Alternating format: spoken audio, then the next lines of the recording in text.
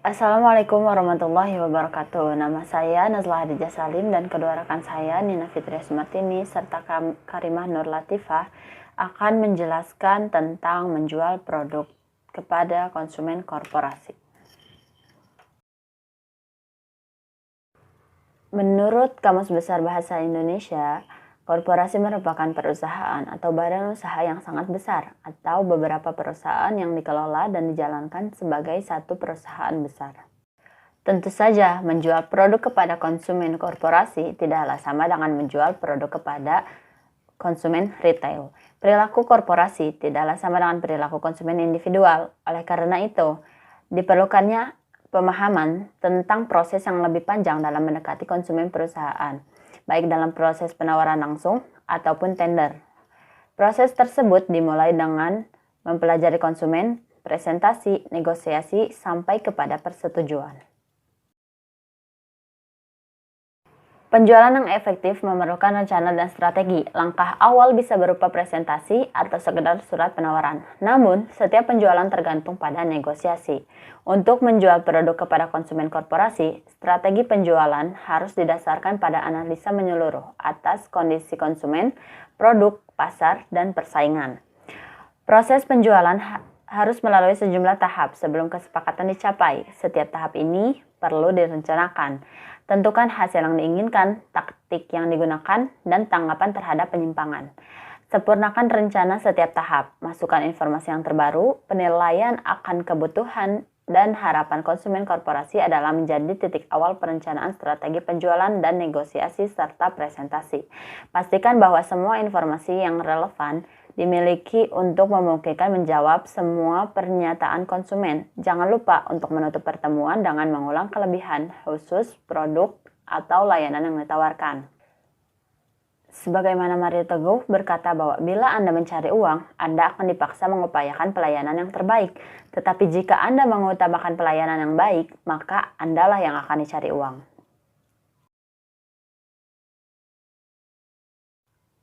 Sebelum menjual kepada konsumen korporasi, maka kita memerlukan 5 tahap utama yang perlu dipelajari. Pertama adalah mempelajari konsumen korporasi, kedua menghubungi konsumen korporasi, ketiga presentasi, 4 negosiasi, dan kelima mencapai persetujuan dan kesepakatan.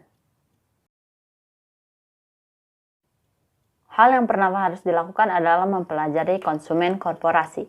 Strategi penjualan kepada konsumen korporasi bergantung pada keahlian bernegosiasi dan meyakinkan calon pembeli, yang hanya dapat diterapkan dengan baik bila didukung oleh pemahaman dan keyakinan akan produk atau jasa yang ditawarkan. Konsumen perlu diberitahu apa yang perlu mereka ketahui. Jadi pada saat presentasi, kemampuan menjawab segala macam pertanyaan yang mungkin timbul sangatlah penting. Memiliki pengetahuan terhadap produk sendiri saja tidaklah cukup, harus pula ditambahkan pengetahuan produk serupa agar ada pembanding. Kondisi ini menuntut wirausaha menampilkan kepercayaan diri melalui berbagai upaya agar menjadi pakar di bidangnya.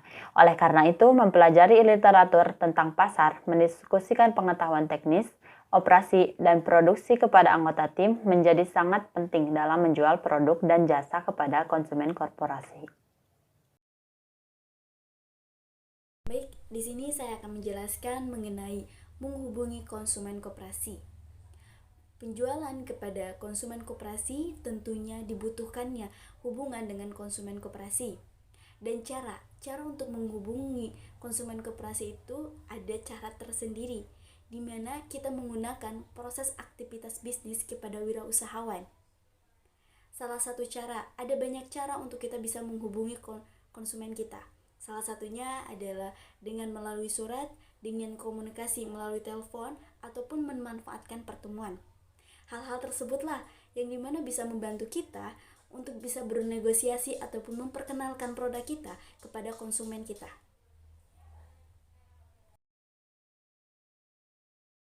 Cara menghubungi konsumen koperasi yang pertama adalah komunikasi melalui pesan.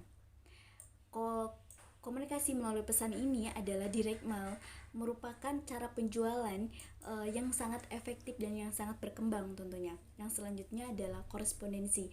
Korespondensi ini adalah pengiriman surat yang di dalamnya adalah perkenalan dan pendahuluan. Ketika korespondensi ini berhasil, maka langkah yang selanjutnya adalah pertemuan. Ketika pertemuan itu akan diselenggarakan, secepatnya kita mempersiapkan surat mengkonfirmasikan dengan apa yang tadi kita bicarakan. Yang selanjutnya, komunikasi lewat telepon. Komunikasi lewat telepon ini adalah salah satu aktivitas yang menunjang proses penjualan koperasi.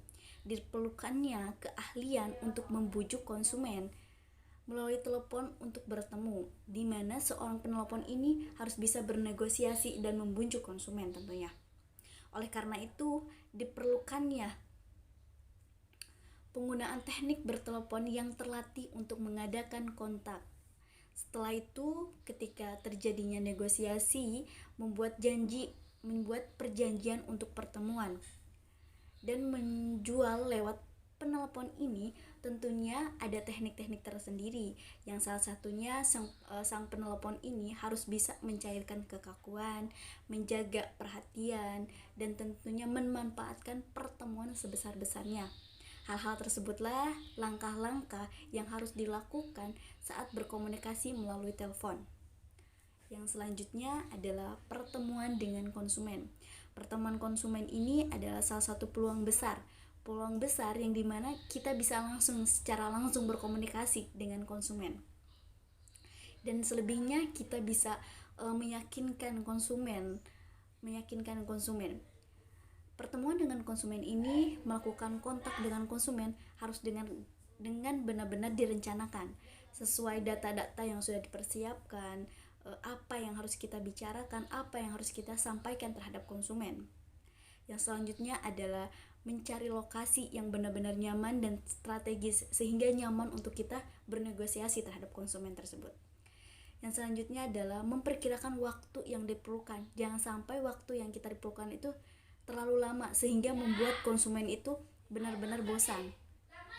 Hal-hal tersebutlah yang dimana cara untuk pertemuan, komunikasi secara pertemuan.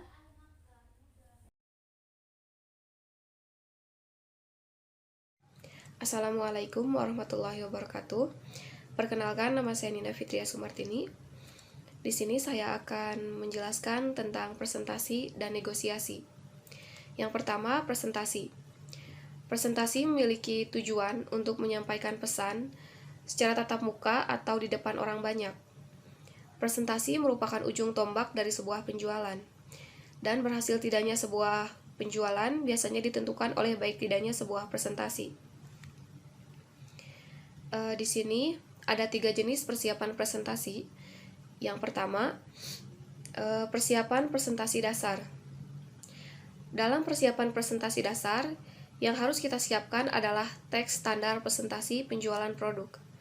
Biasanya teks tersebut bersangkutan dengan produk sendiri, produk saingan, konsumen sasaran, syarat pembelian, dan teknik presentasi penjualan.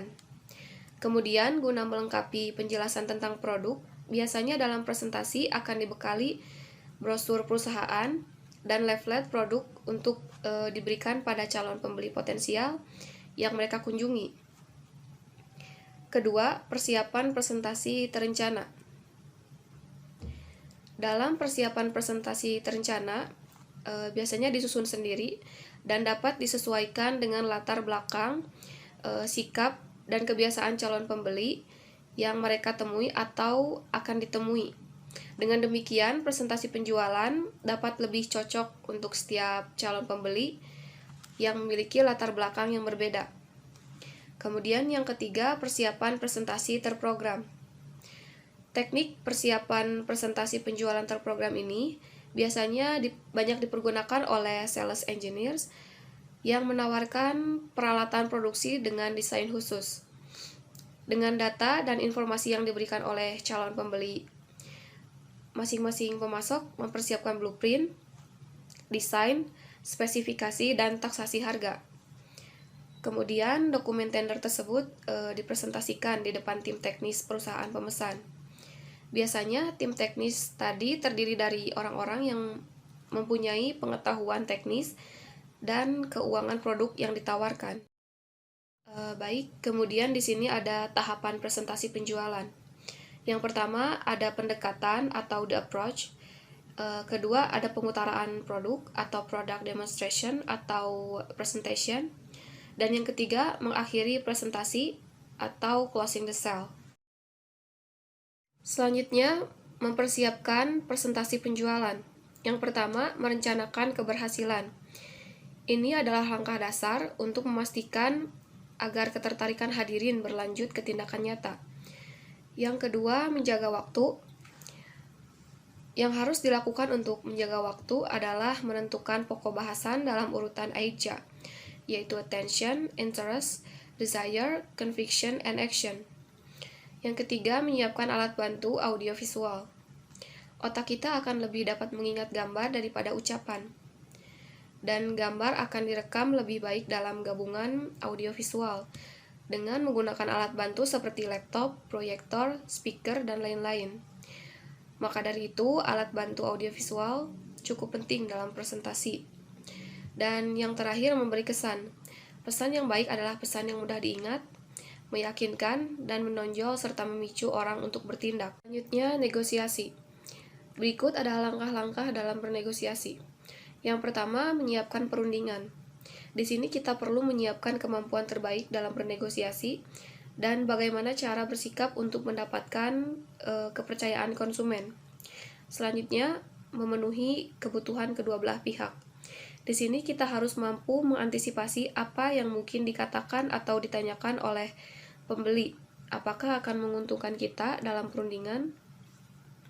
Dan jika tidak siap, satu pertanyaan dari konsumen bisa menghancurkan seluruh strategi. Banyak kontrak penjualan hilang akibat kurangnya persiapan. Selanjutnya, menekankan manfaat. Untuk menghindari tekanan konsumen, kita bisa menekankan kelebihan kita. Lebih menekankan pada keuntungan dalam hal waktu, efisiensi, dan kelebihan daya saing bagi konsumen. Selanjutnya, menghadapi pesaing. Di sini kita perlu mempelajari dan menangani kompetitor untuk meyakinkan konsumen tentang kelebihan yang dimiliki. Kemudian, menentukan harga. Menjual yang baik berarti tidak menurunkan harga karena dua alasan. Yang pertama, harga bukan tujuan utama konsumen. Yang kedua, harga adalah kunci keuntungan. Perhitungan menunjukkan bahwa lebih sulit mendapatkan keuntungan dengan cara menekan harga dibanding dengan menaikkan harga. Yang terakhir, memanfaatkan otoritas tertinggi. Jika terjadi kebuntuan karena harga, cobalah mengalah agar pembeli merasa menang. Misalnya pergi pada atasan atau minta staf menghadap kita. Langkah akhir ini akan memberi kesan fleksibel dan sebagai alasan saat bertahan. Hal terakhir yang perlu dipelajari adalah mencapai persetujuan dan kesepakatan. Untuk menggolkan penjualan, wirausaha perlu mengiring konsumen sampai merasa mantap menerima tawaran. Beri informasi sebanyak mungkin, atasi setiap kritik, dan minta keputusan, tapi jangan mendesak. Pertama, menimbangkan penutup. Dalam menutup, kita perlu bertindak yang secara langsung atau tidak, mendorong pembeli untuk melakukan transaksi. Jangan bertindak menurut pola tetap. Kita menghadapi individu dan harus mempertimbangkan hal ini dalam merencanakan penutup. Ada konsumen yang suka pendekatan langsung, ada yang lebih suka punya pilihan atau sedikit desakan. Kedua, mendapatkan masukan. Kritik konsumen bisa mematahkan semangat, tapi orang yang banyak mengkritik kemungkinan akan membeli 3 kali lebih besar dari calon pembeli yang tidak mengkritik sama sekali. Orang yang tidak mengkritik kurang memberikan umpan balik sehingga penjualan lebih sulit. Sebaliknya, pengkritik memberi reaksi berbicara dan membantu penjual menentukan langkah. Jangan meremehkan kritik konsumen, anggap sebagai masalah serius untuk dibahas menjelang tahap akhir negosiasi. Ketiga, mengarahkan konsumen. Tunggu sampai yakin kalau kita telah mendapatkan dan memberikan informasi yang cukup untuk menuju penutupan yang baik dan membawa keputusan untuk membeli. Lalu rangkum semua pokok pembicaraan dan tekankan betapa sesuai sasaran konsumen dengan produk atau jasa kita. Tanyakan apakah semua masalah telah terpenuhi untuk membantu menjernihkan situasi dan memberikan kita kesempatan terakhir untuk memupus kritik yang masih ada. Yang terakhir merupakan penutup penjualan. Kita perlu bertindak cepat dan tidak melewatkan momentum membeli. Bila tiba waktunya untuk menandatangani kontrak, konsumen akan melihat bahwa keuntungan yang kita tawarkan benar-benar sesuai dengan kebutuhan mereka, dan keputusan membeli hanyalah suatu formalitas.